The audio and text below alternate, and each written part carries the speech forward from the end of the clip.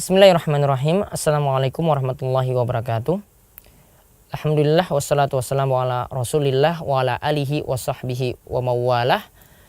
Para pemirsa yang semoga selalu mendapatkan taufik dan hidayah dari Allah Subhanahu wa taala. Pertemuan sebelumnya telah kita kaji mengenai syarat wajib puasa. Inilah beberapa syarat yang telah disebutkan oleh Abu Syuja, yaitu yang pertama Islam, yang kedua balik, yang ketiga berakal, dan yang keempat adalah mampu untuk berpuasa. Pada kesempatan kali ini kita akan melihat kewajiban puasa, fardu puasa yang Abu Syuja istilahkan dengan faraidus shaum, yaitu kewajiban ketika seorang itu melaksanakan puasa. Apa saja yang wajib dilakukan ketika puasa? Di sini Abu Syuja menyebutkan ada 4 hal yang harus dilakukan oleh orang yang menjalani puasa. Yang pertama adalah an-niyatu, berniat. Berniat di sini terlebih dahulu kita pahami apa yang dimaksudkan dengan niat. Niat sebagaimana kata para ulama, termasuk juga Imam Syafi'i, itu mengatakan an-niyat maksudnya adalah al-ilmu, yaitu mengetahui. Jadi ketika seorang itu sudah mengetahui dia menjalankan ibadah tertentu, menjalankan sholat ataupun menjalankan puasa, maka dia sudah disebut berniat. Dan niat di sini kata ulama Syafi'iyah sendiri, niat itu tidak dipersyaratkan dilafazkan. Imam Nawawi mengatakan demikian, begitu juga penulis kitab Al-Iqna Muhammad Al-Khatib juga mengatakan demikian. Yang namanya niat itu tidak dipersyaratkan dilafazkan. Bahkan yang jadi patokan itu adalah hati.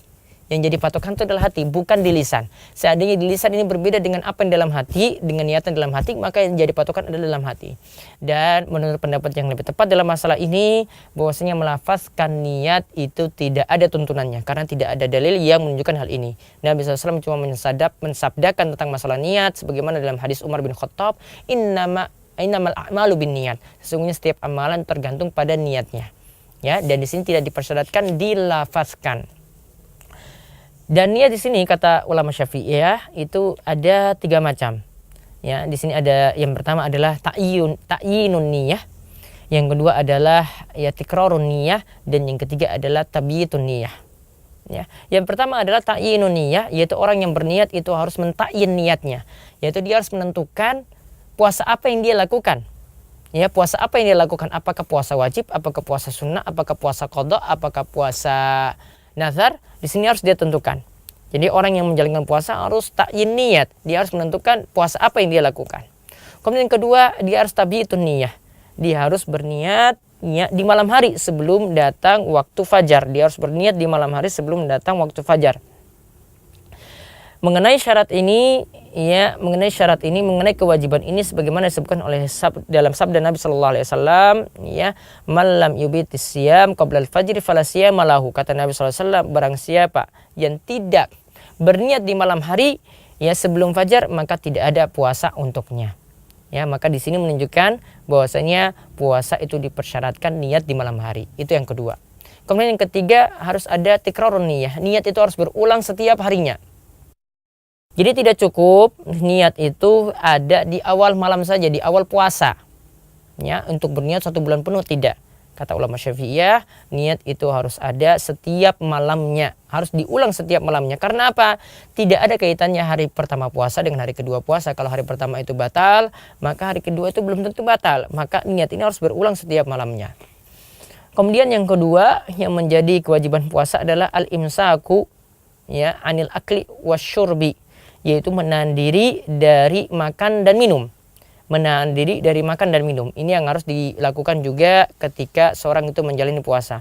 Dia harus menahan diri dari makan dan minum. Dan tentang masalah makan dan minum di sini akan dijelaskan dalam pembatal puasa. Intinya di sini orang yang menjalani puasa harus meninggalkan berbagai macam makanan yang masuk ke dalam perut ataupun minuman yang masuk nanti ke dalam perut. Kemudian yang ketiga, jima. Yaitu orang yang menjalani puasa harus imsak anil jima. Harus menahan diri dari jima, yaitu berhubungan intim antara suami istri.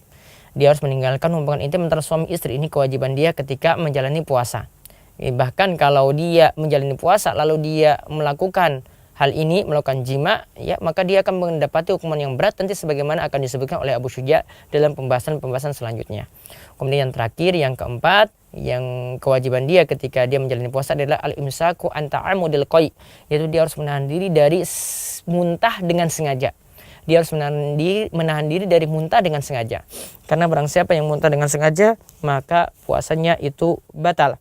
Sebagaimana sabda Nabi SAW dalam hadis yang diriwayatkan diantaranya dari Abu Daud, di mana Nabi SAW itu bersabda dari hadis Abu Hurairah, man dzara'ahul qai, ya, wa huwa sha'imun falaysa alaihi qada, wa man istaqa'a amdan falyaqdi. Kata Nabi SAW, barang siapa yang dipaksa muntah, ya dipaksa muntah, maka tidak, ketika dia itu berpuasa, maka dia tidak punya kewajiban qada, tidak punya kewajiban ganti puasa. Namun barang siapa yang dia muntah dengan sengaja, maka hendaklah dia mengqada puasanya. Ini kata Nabi Sallallahu Alaihi Wasallam. Maka ini menunjukkan bahwasanya orang yang berpuasa punya kewajiban untuk menahan diri dari muntah dengan sengaja. Inilah 4 kewajiban yang patut kita ingat ketika kita menjalani puasa.